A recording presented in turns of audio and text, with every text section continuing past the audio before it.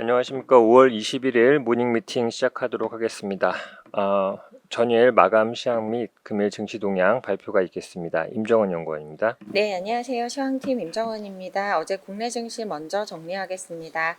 어제 국내 증시는 주 후반 예정된 대형 이벤트를 대기하는 관망세 속에 개별 이슈에 따른 업종 및 지수 차별화가 진행됐습니다. 코스피는 대규모 외국인 선물 순매수 전환에 힘입어 반등했는데 장 초반에는 2750선을 넘어서기도 했으나 매물 소화가 진행되면서 상승폭은 축소됐습니다. 엔비디아 실적 기대감 속에 반도체주 전반이 강세를 보였고 특히 지난주 부진한 흐름을 보였던 삼성전자는 2% 가까이 반등했습니다. 이와 함께 자동차와 음식료, 화장품 업종 등이 강세를 보였습니다. 반면 시총 상위주인 HLB그룹주가 2거래일 연속 급락세를 보이면서 코스닥은 하락세가 연장됐습니다. 다음은 해외 증시입니다. 미국 증시는 엔비디아 실적 및 FOMC 의사록 등 대형 이벤트를 대기하면서 혼조세로 마감했습니다. 나스닥이 강세를 보인 반면 다우지수는 4만 선을 반납했습니다. 제이미 다이먼 JP모건 회장이 예상보다 이른 은퇴 가능성을 시사하면서 JP모건이 4%대 하락했고 다우지수 하락을 주도했습니다. 반면 엔비디아는 실적 기대감에 투자은행들의 목표가 상향이 이어지면서 2%대 상승했고 엔비디아 효과에 나스닥은 재차 사상 최고치를 경신했습니다. 한편 마이클 바 연준 부의장은 1분기 물가지표가 실망스러웠고 금리 인하에 대한 자신감을 주지 못했다고 발언하는 등 연준 인사들의 신중론도 지속됐습니다. 중국 증시는 인민은행의 부동산 부양책 영향이 이어지면서 상승했고 유럽 증시는 방산주 강세 속에 소폭 상승했습니다. 미국 10년물 국채 수익률과 달러 인덱스는 연준 인사들의 신중론에 인하 기대가 후퇴되면서 소폭 상승했고 유가는 이란 대통령의 헬기 추락에 따른 사망 소식에 변동성을 보인 끝에 하락 마감했습니다. 오늘 관전 포인트입니다. 금리 인하 전망이 여전히 엇갈리는 가운데 이번 주에도 연준 위원들의 발언이 다수 예정되어 있어 경계감이 이어질 전망입니다. 다만 엔비디아 실적에 대한 낙관적인 전망을 반영하면서 나스닥이 재차 최고점을 경신하는 등 국내 증시에도 긍정적인 영향이 기대됩니다. 특히 제약주의 개별악재를 반영하면서 코스닥의 상대적 약세 흐름이 진행된 가운데 외국인 수급을 확인하면서 오늘은 반등 기회를 모색할 것으로 예상됩니다. 이상입니다. 예, 다음은 이제 미국 금리 관련되어 있는 자료입니다. 박준호 연구원입니다. 네, 미국 10년물 금리가 최근에 하락한 배경, 그리고 금리가 얼마나 더 내려갈 수 있을지에 대한 금리 레벨에 대한 얘기를 조금 더 드리도록 하겠습니다. 금리가 최근에 한 20-30pp 정도 최근 한 달 동안 하락한 이유는 매크로 관점에서는 성장과 인플레이션 요인 두 가지 요인으로 좀 나눠서 생각을 해볼 수 있을 것 같습니다. 먼저 성장률의 기대치는 더 상향 조정되기는 어려운 모습입니다. 고용지표 부진에 이어서 소매 판매도 조폭 부진하는 모습들을 관찰했고 부동산 경기들도 회복세가 조금 주춤하는 모습입니다. 오늘 또 구체적으로 좀 말씀드릴 내용은 이제 CPI 내용입니다.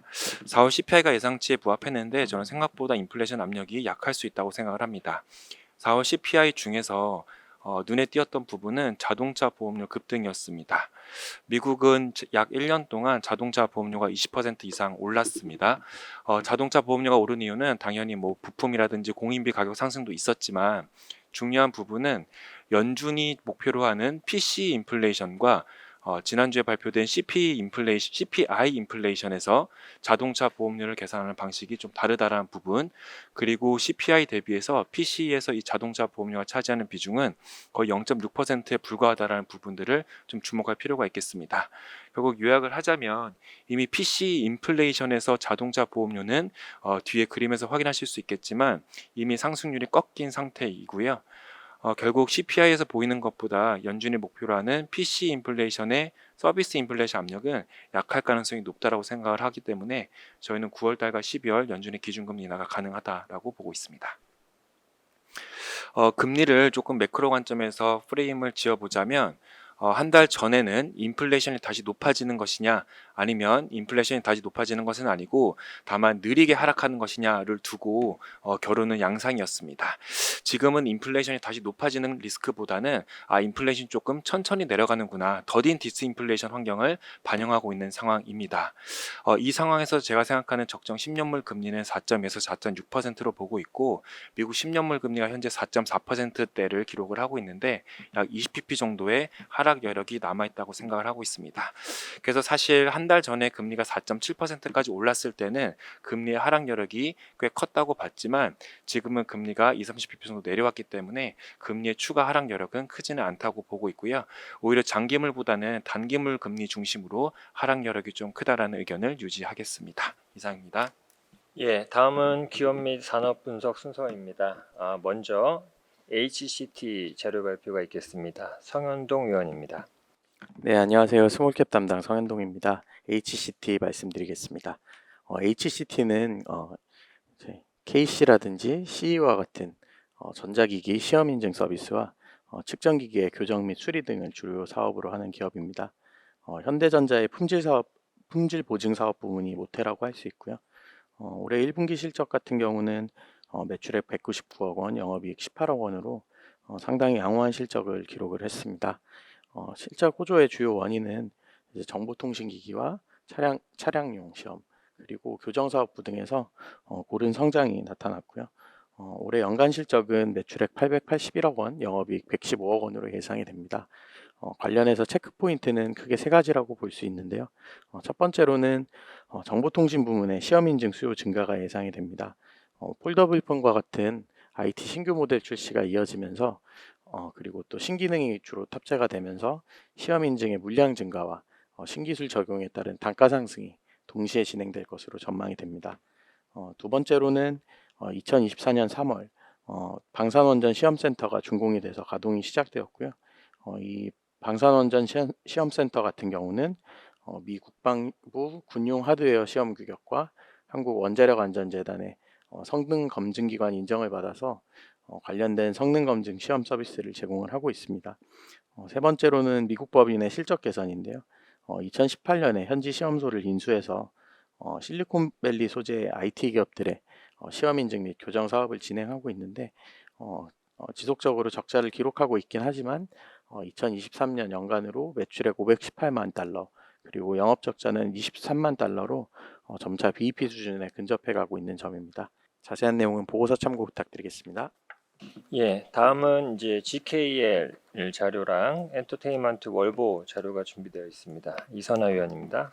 안녕하세요. 엔터 레저 담당 이선아입니다. GKL의 목표 주가를 22,000원에서 17,000원으로 22.7% 하향 조정하고 투자 의견은 바이를 유지합니다. 중국 트래픽이 개선되는 모습을 확인했지만 매스 비중이 확대되면서 홀드율 변동성이 확대되고 있습니다.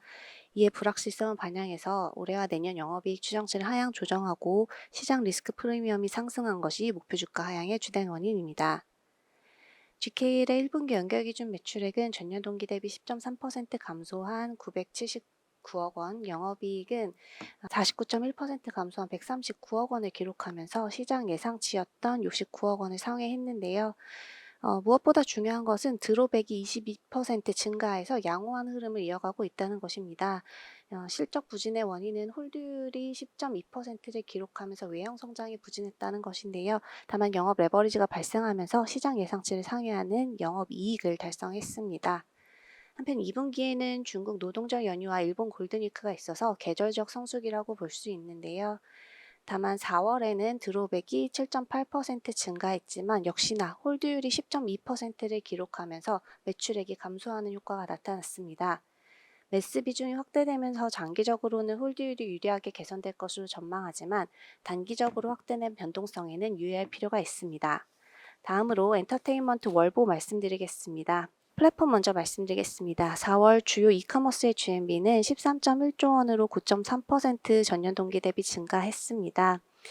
카테고리별로는 이커머스의 경우 쿠팡 GMV가 생활 필수품 행사를 진행하면서 GMV가 4.3조 원을 기록해서 네이버와의 GMV 격차가 처음으로 6천억 원대까지 벌어지는 모습을 보였습니다. 한편 중국발 C커머스는 전월 대비 GMV 성장세가 둔화됐는데요. 전월의 높은 기저로 인한 것으로 추정을 하고 있습니다.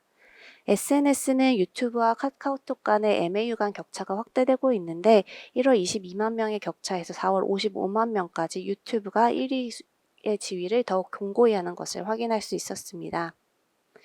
엔터테인먼트의 앨범 판매량 같은 경우에는 4월 서클차트 탑100 판매량이 전월 691만 장 대비 1248만 장을 기록하면서 2배가량 증가하는 모습을 보여줬는데요.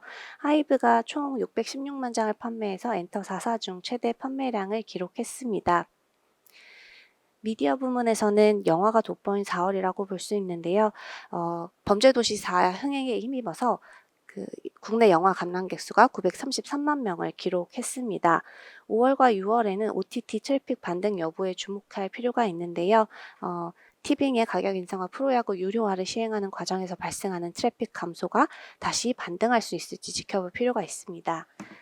카지노 같은 경우에는 이제 외국인 입국자 수가 149만 명을 기록하면서 전년비 그리고 전월비 모두 크게 증가하는 모습을 보였는데요.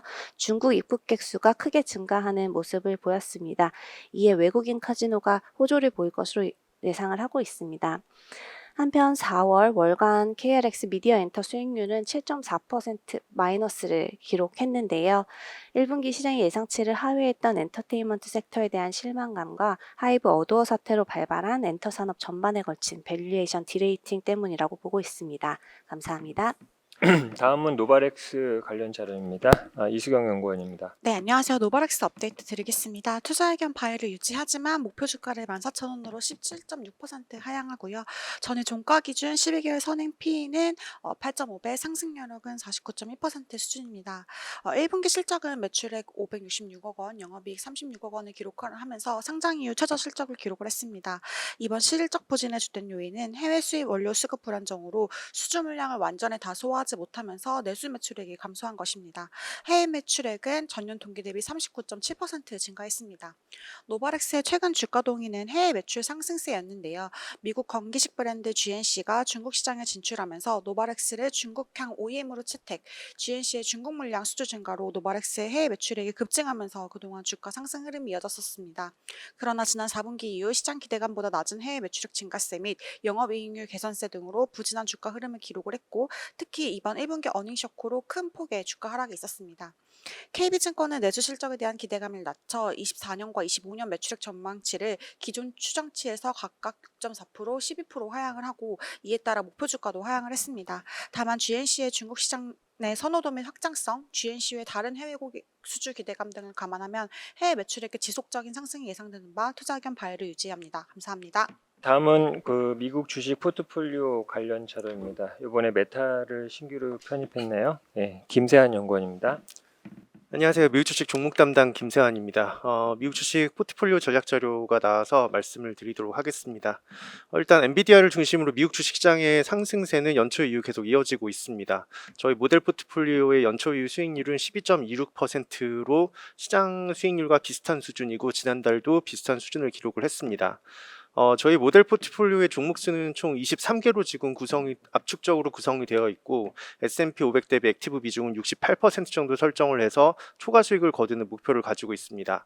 IT와 성장주의 비중이 높은 만큼 연간 배당 수익률은 0.67%로 낮지만 2024년 PER 같은 경우는 29배로 시장보다도 좀 높은 부분이 있습니다. 하지만 저희는 장기익 성장성, 향후 3년에서 5년 정도의 EPS 연평균 복합 성장률을 반영한 저희의 주가는 지금 시장과 그 다음에 각 섹터보다 저희는 저평가된 종목으로 구성되어 있기 때문에 장기적인 투자를 기본 방침으로 가져가고 있습니다. 저희 모델 포트폴리오의 12개월 선행 ROE는 33.7% 정도로 시장 평균 20%보다 매우 높은 수준을 유지를 하고 있습니다. 포트폴리오 5월하고 6월 전략 같은 경우는 변동성 관리 전략은 여전히 유지를 합니다. 작년 하반기 그리고 올해 상반기부터 AI를 중심으로 이익 수준보다 주가가 조금 더 IT 섹터가 높게 올라온 부분이 있었기 때문에 그런 부분을 저희가 반영을 해서 일부를 조금 덜어내는 작업을 계속 해왔고요.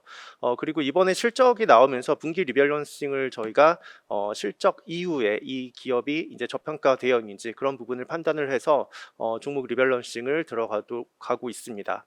먼저 첫 번째로는 순수 성장주의 비중을 낮추고 코어 성장주의 비중을 높이고 있습니다. 이런 부분을 어느 정도 변동성 관리 전략이라고 저희는 판단을 하고 있고요. 최근에는 헬스케어 섹터 비중 상향 전략을 저희가 유지를 해왔는데 그걸 여전히 5, 6월에도 유지를 하는 것을 기본 방침으로 합니다. 두 번째로는 IT 섹터는 아직 저희는 확대할 타이밍은 아니라고 보고 있습니다. 연초 이후부터 저희는 IT 비중을 일부를 덜어내는 작업을 해왔었는데요. 최근에 가격 조정이 나타난 만큼 이익 성장을 반영한 저평가 종목은 저희가 따로 지금 모니터링은 하고 있습니다. 5월에 운용 비중 확대 종목으로는 메타 플랫폼즈 저희가 신규 편입을 했고요. 존슨앤존슨을 제시하고 탑픽스 같은 경우는 시장의 이제 비중보다 높은 비중을 저희가 준 종목들이죠. 알파벳 그리고 넷플릭스, 마이크론 테크놀로지를 제시를 합니다. 비중 축소 종목으로는 마진 감소가 나타나고 있는 AMD와 테슬라 그리고 단기 불확실성이 높아진 스타벅스를 제시를 합니다.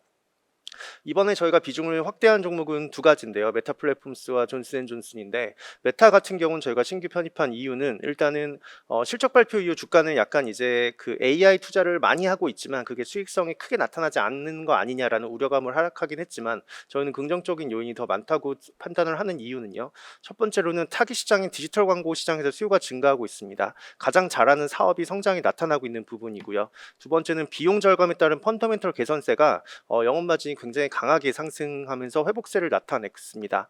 세 번째로는 배당을 이번에 신규로 개시를 했죠. 그리고 주주환원을 강화를 하면서 자사주 매입을 하면서 ROE가 지금 현재 26.7%가 유지되고 있어서 저희는 포트폴리오에 편입할 수 있는 조건이 됐다고 판단을 했습니다. AI 도입으로 콘텐츠 시청 시간이 늘어나고 있고 광고주 대상의 상품 수익성도 개선이 되고 있습니다. 그리고 향후 이익 성장성 12개월 포워드와 향후 3년에서 5년 정도의 EPS 연평균 복합 성장률을 반영한 주가도 저는 상대적으로 저평가되어 있다고 판단을 합니다. 존슨앤존슨은 고마진 사업 확대 그리고 파이프라인 확장을 통한 이익 성장이 기대가 되고 꾸준한 주주 환원에 기반한 안정적인 주가 흐름도 예상돼서 저희는 비중을 확대했습니다. 자세한 내용은 리포트를 참고해 주시기 바랍니다. 예, 금일 준비된 자료는 모두 발표하였습니다. 감사합니다.